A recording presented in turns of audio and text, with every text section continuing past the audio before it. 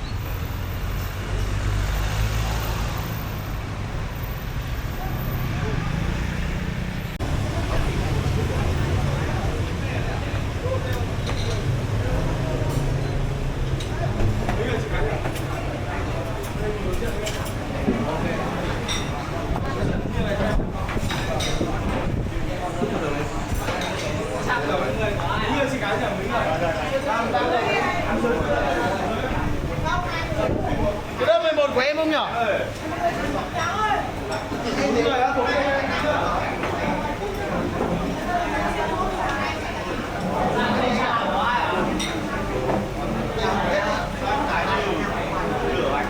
thấy 8 giờ lấy dư được nhỉ?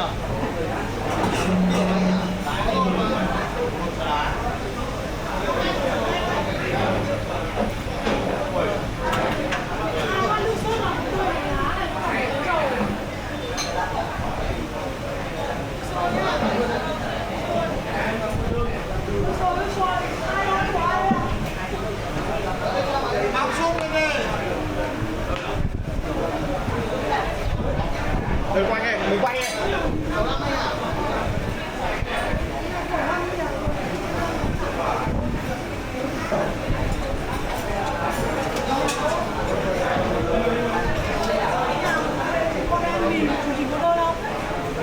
Đây là cái đơn chị đang làm bên kìa ấy. Quay mọi người chuyển tất cả các tác rồi. Có cái kèm 94 của cháu không? 94 chuyển 3 phải không? Chị làm đúng không? Đây rồi.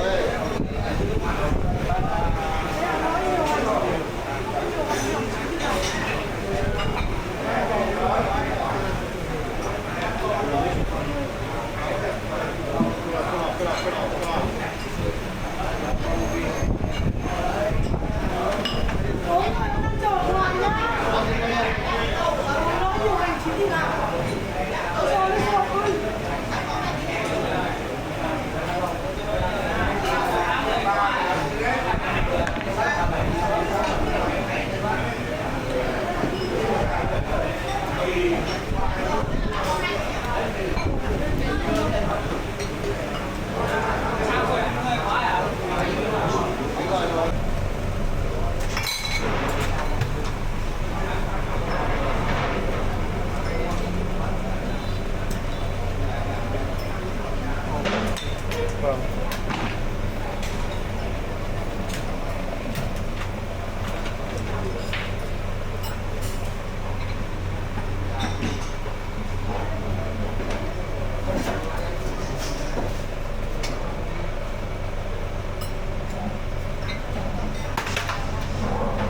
Một lõi một bắp rồi. Xôi mà nhá. Alo. Tôi nói theo về tôi. Phải đâu nhỉ? Nhắn giúp em. Nhắn giúp em vào máy nhé. Cho đứa gạo đi. 100 nhé. Vâng, nhưng bạn được. À, lẩu à? Rồi, nhắn cho em này nhá. Này, bạn một nói một gì? Một lõi một bắp rồi. Bảo chung đó. Hôm nay bà này 7 giờ. đây nó đặt ông 240 và hay đặt ăn 6 7 người 8 người. Giờ cao điểm. Chưa biết giờ cao điểm ăn lẩu 9 lạng ạ. Xôi mèo nhá. Ăn lỗi của chú.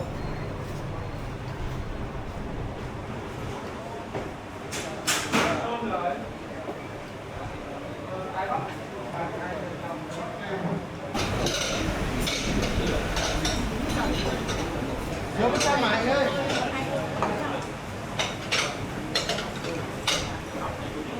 Đây em ngồi đây em này. Người có hiểu. Sau.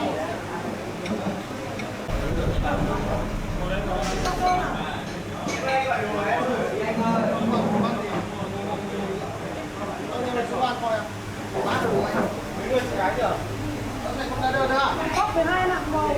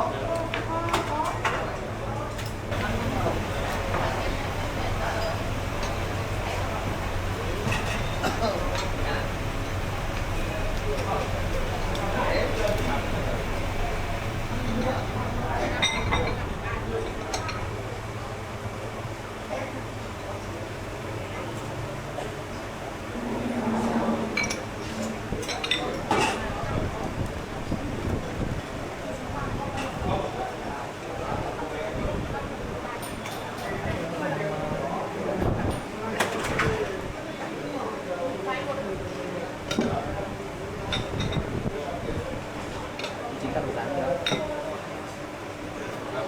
Dán đi chứ.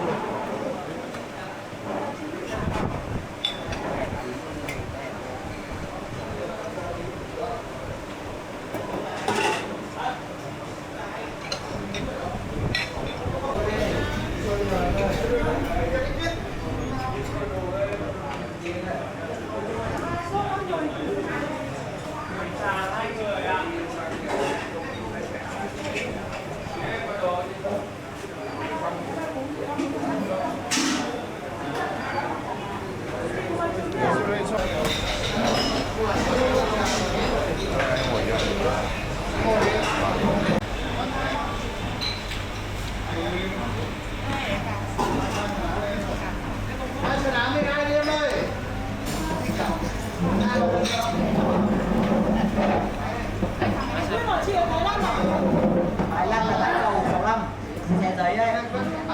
Bây giờ bạn như vậy là đúng rồi, thì đầu tiên em tính lên đầu.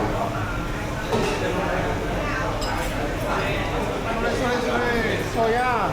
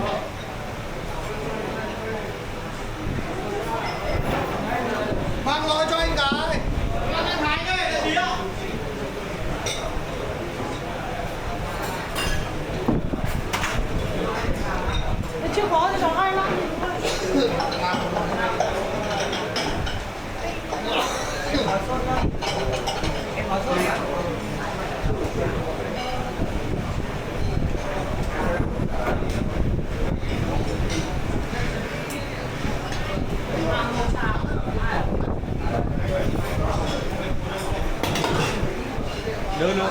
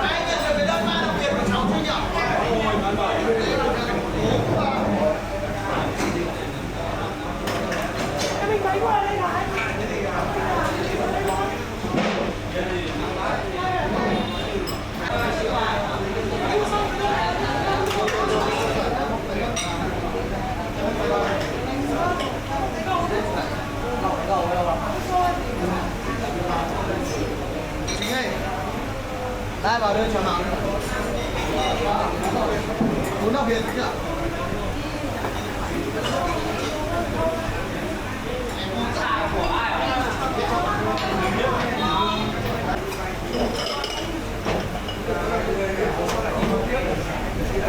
Vô đây.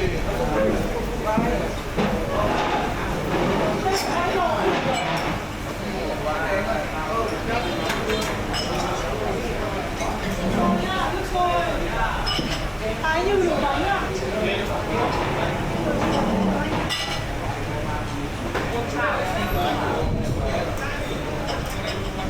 Uống nước mà hốt bánh đi rồi em.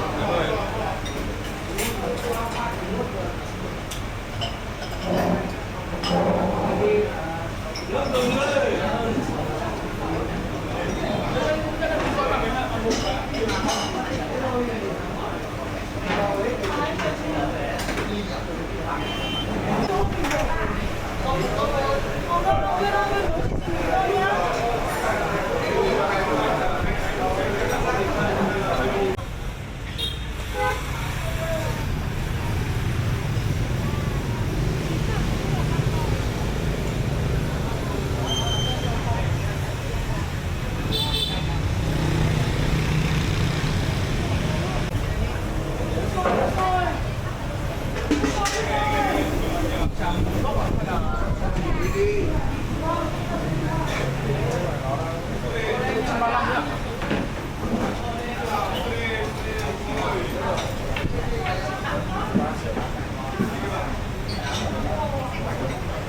Nguyên để gọi khăn khô không em? Khăn khô không? Sơn là khăn đấy không? Sơn khăn khô to đấy. Sơn là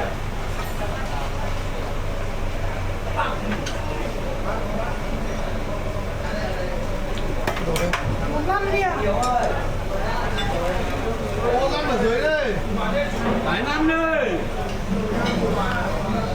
Nước sôi nhá. Nước sôi, nước sôi, nước sôi.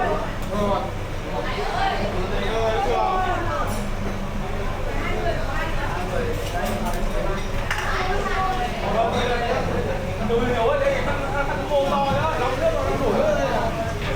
Sơn là sơn là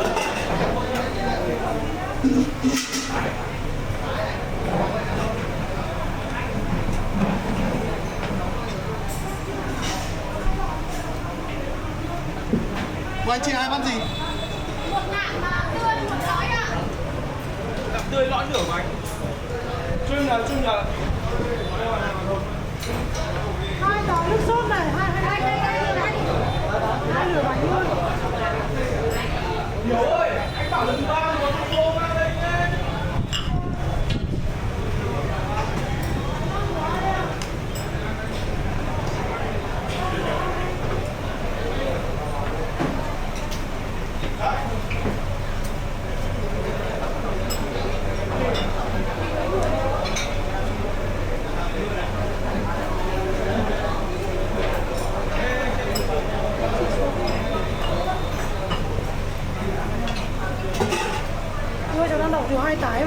Đấy, giảm nó bằng 1.000 chứ.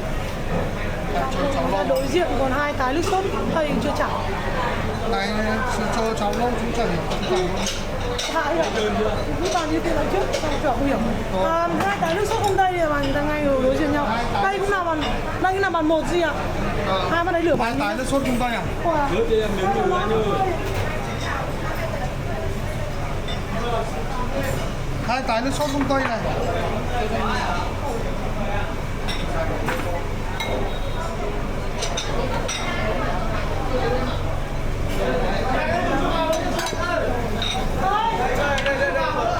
Đừng cho vào làm gì còn ai nữa.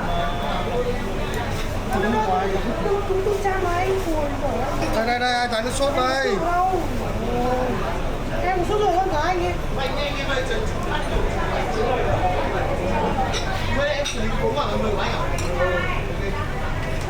Ngầu sốt với cả một tái đi ạ. Thì con. Ngầu sốt với một tái. Nước sôi nhá. Nước sôi.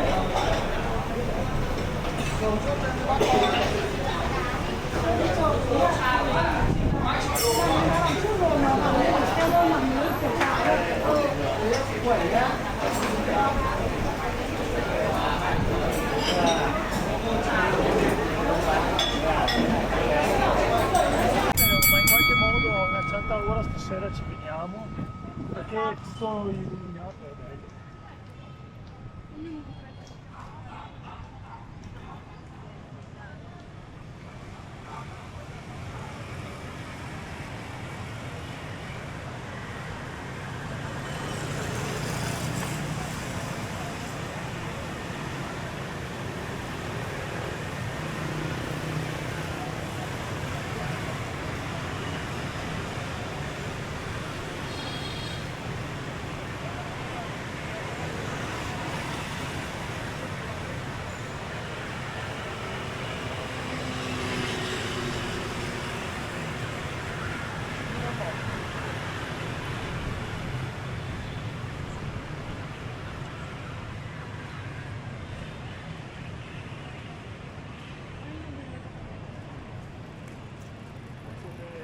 Ok chị.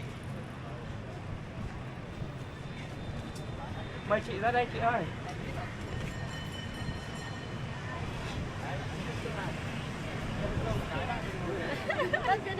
Cúc gì có hơi chị không?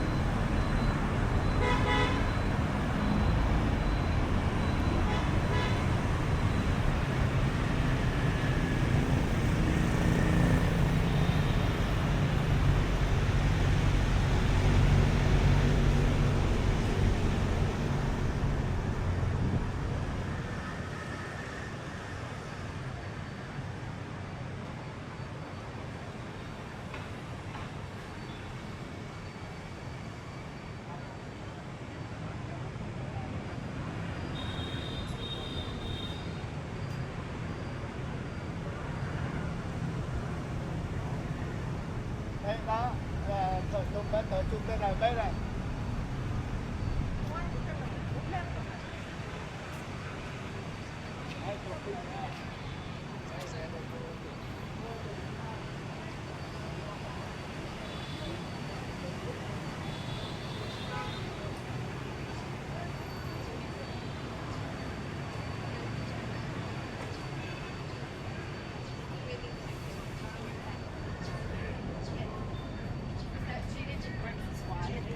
Ice is known on it.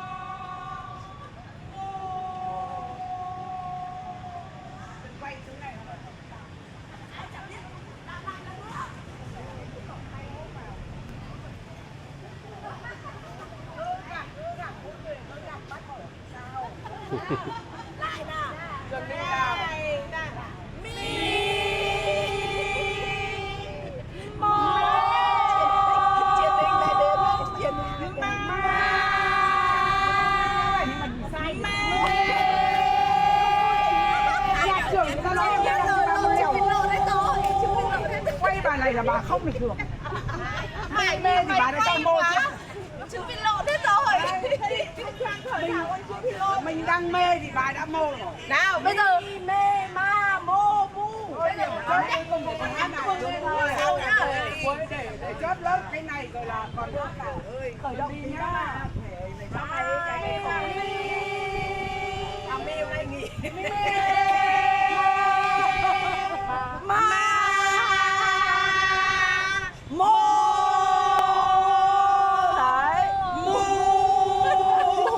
rùa mu rồi lên hình chữ này đó may rồi cái này là cái gì nó có đúng thôi tụi đi hát nào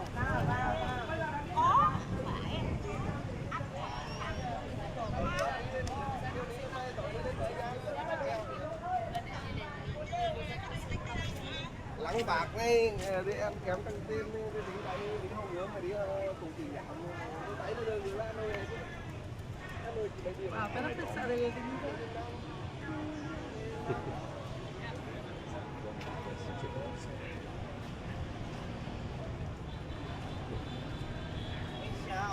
Wow, wow, nhau, merci.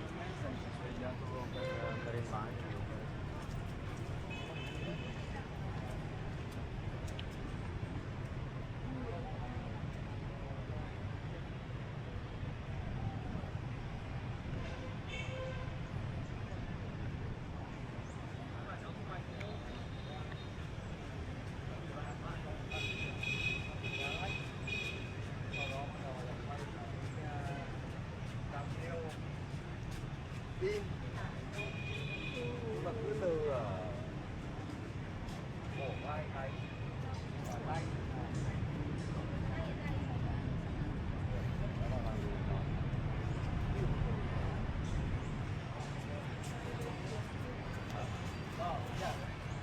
chơi smile smile yeah. Smile, smile. Yeah. Ok cứ thế nha 1 2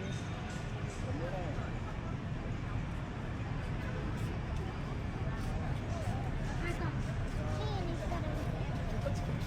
Ghiền Mì Gõ để không bỏ lỡ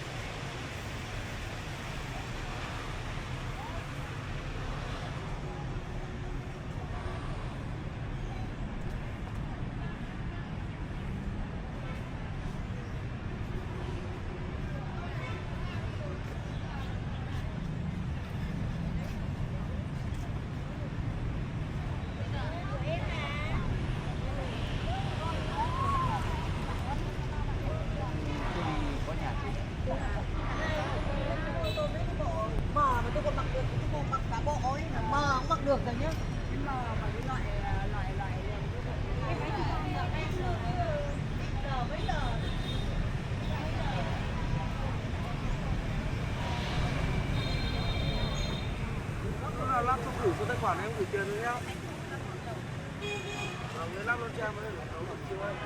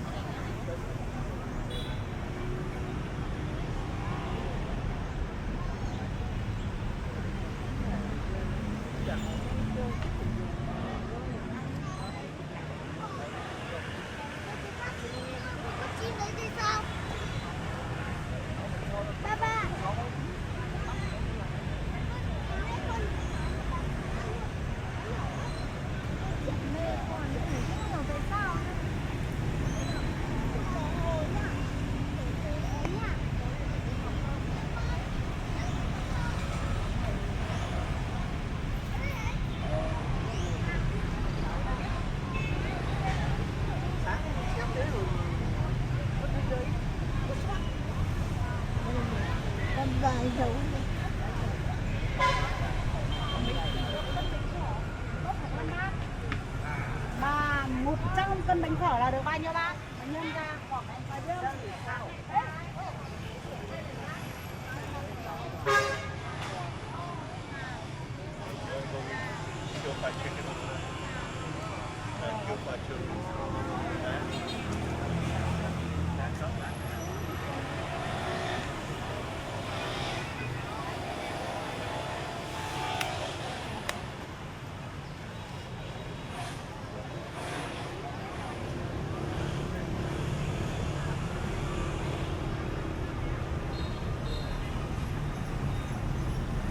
Cháu cười lên ngả vào má cháu. Rồi, hai má con này.